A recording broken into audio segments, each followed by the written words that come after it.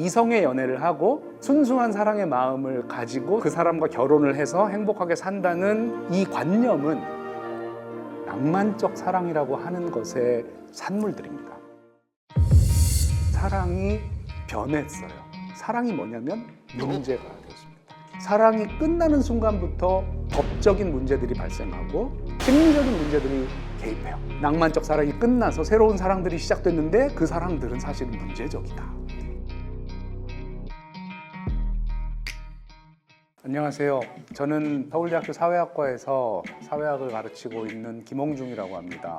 오늘 제가 하고 싶은 이야기는 다음과 같은 몇 가지로 크게 나누어지는 것 같아요. 사회학자들이 사랑에 대해서 과연 어떤 이야기를 할 수 있을까?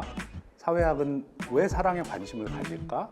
친밀성에 왜 관심을 가질까? 사회학은 사회를 연구하는 학문으로 알고 있는데 사랑에 관심이 있는가? 왜 친밀성에 관심이 있는가? 이렇게 물으신다면 사회라는 것이 그 안에 살고 있는 사람들의 느낌, 경험, 아픔, 희망, 환상 이런 것도 다 포괄하고 있는 거거든요. 우리 눈에 보이는 세계뿐 아닌 보이지 않는 세계도 사회학은 굉장히 큰 관심을 가져왔고 또 그 관심은 굉장히 정당해요. 우리 시대가 사실 사회학자들의 눈에 봤을 때는 풍요롭고 많은 자유와 권리를 누리지만 그럼에도 불구하고 고립과 외로움과 내면적인 상처들이 깊이 파여 있는 시대라는 점을 좀 말씀드리고 싶어요. 그 중요한 이유 중에 하나는 사랑을 우리가 어떻게 생각하는가? 바로 이 질문에 대한 우리 시대의 해답에 있는 것 같습니다. 사회학자들 중에서 세계적으로 굉장히 그 거장의 반열에 오른 분들이 20세기 후반에 특히나 사랑이 무엇인가에 대해서 집중적으로 논의들을 해주셨어요. 가령 영국의 앤서니 기든스 같은 거장이 현대사회의 성, 사랑, 에로티시즘이라는 제목으로 제목만 봐도 여러분들이 저 책이 무슨 책인지 아시겠죠. 니클라스 루만이라는 독일의 아주 또 다른 거장인데 그분은 열정으로서의 사랑이라는 굉장히 유명한 저서를 남겼습니다. 프랑스의 에바 일루즈라고 하는 분은 사랑은 왜 아픈가? 라는 제목의 연구서를 썼고 지그문트 바우만이라는 사회학자는 리퀴드 러브라는 책을 쓰셨어요. 사회의 문제에 집중하고 있었던 저분들이 왜 특히 20세기 후반과 21세기 초반에 저렇게나 집중적으로 사랑을 논했을까요? 사랑은 개인의 마음 속에서도 변하지만 인간 사회 안에서도 엄청나게 변했다. 이전에도 남성과 여성은 애틋한 마음을 나누었고 좋아하는 마음을 언어로 고백했고 결혼을 했을 수도 있고 제도가 허용하지 않는 위험한 연애를 했을 수도 있어요. 사람 사는 게 그렇지 않겠어요? 그런데 어떤 게 좋은 사랑이다라는 그 관념은 약 200년 전에 만들어졌습니다. 이성의 연애를 하고 그 순수한 사랑의 마음을 가지고 그 사람과 결혼을 해서 행복하게 산다는 이 관념이에요. 약 200년 동안 유럽에서 만들어진 소위 낭만적 사랑이라고 하는 것의 산물들입니다. 그런데 최근에 40년, 50년 동안 그 관념이 깨지기 시작했습니다. 올바르다고 생각했던 그 사랑이 변했어요. 낭만적 사랑이 끝났다. 그렇다면 사랑은 지금 무엇이냐? 낭만적 사랑에서는 일종의 헌신? 자기 자신의 인격을 완성시키는 하나의 과정이었어요. 그런데 지금은 사랑이 뭐냐면 문제가 되었습니다. 처음의 아름다움을 끝까지 유지하지 못한 채 문제가 되어버리는 거예요. 사랑이 끝나는 순간부터 법적인 문제들이 발생하고 심리적인 문제들이 개입해요. 그래서 사회학이 사랑을 볼 때는 현실주의적이고 또 어떻게 보면 냉정한 시선이죠. 낭만적 사랑이 끝나서 새로운 사랑들이 시작됐는데 그 사랑들은 사실은 문제적이다. 이런 관점이에요. 자기와 혹은 자기와 친한 사람들과의 굉장히 그 가까운 소통 관계, 소위 친밀성이라고 하는 것, 한국 사회, 특히 청년 세대에게 바로 이 친밀성은 많은 경우 위기의 형태로 나타나고 있어요. 아주 깊이 그 현상을 들여다보기 전에는 그다지 행복하지 않은, 즐겁지 않은, 그리고 어떤 의미에서는 약간 불길하기도 한 현상입니다. 우리 사회에서 3포 세대라는 말이 유행했던 적도 있습니다.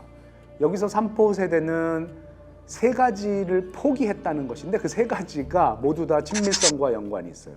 연애를 하지 않겠다, 결혼을 하지 않겠다, 그리고 아이를 낳지 않겠다. 2023년에 대한민국의 합계 출산율이 0.72명 정도입니다. OECD 국가들 중에서도 상당히 낮고요. 숫자 자체보다는 오히려 저렇게 낮아지는 과정이 너무나 급격했기 때문에 많은 학자들이 도대체 한국이 어떤 사회이길래 저 숫자로 떨어질 수밖에 없는가를 궁금해하고 있습니다. 이제 저희는 이렇게 물어야 되는 거예요.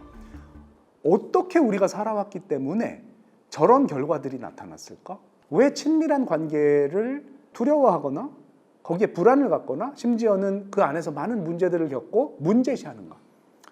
가장 중요한 것 중에 하나는 역시 사회 경제적 불평등이에요. 조건이 갖춰지지 않은 사람들에게는 저 과제가 굉장히 힘든 과제가 되어버린 거예요. 또 다른 하나는 한국 사회가 굉장히 빠르게 젠더 갈등을 겪게 되었습니다. 2016년에 강남역 살인 사건과 같은 일, 그리고 잘 아시겠지만 2017년 이후에 페미니즘이 리부트되고 또 미투 운동이 각지에서 일어났습니다.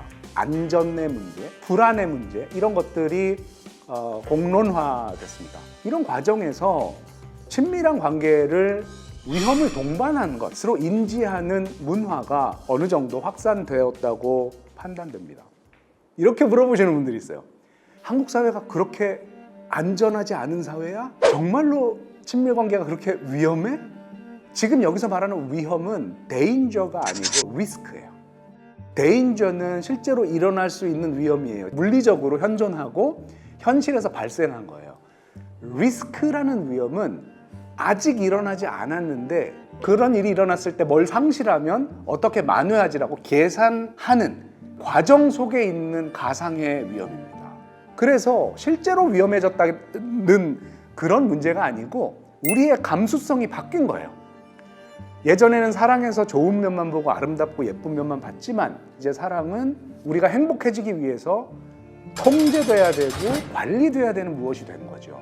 그게 리스크의 의미입니다. 그럼 이런 사회가 왜 왔느냐? 그건 뭐 복잡한 얘기죠.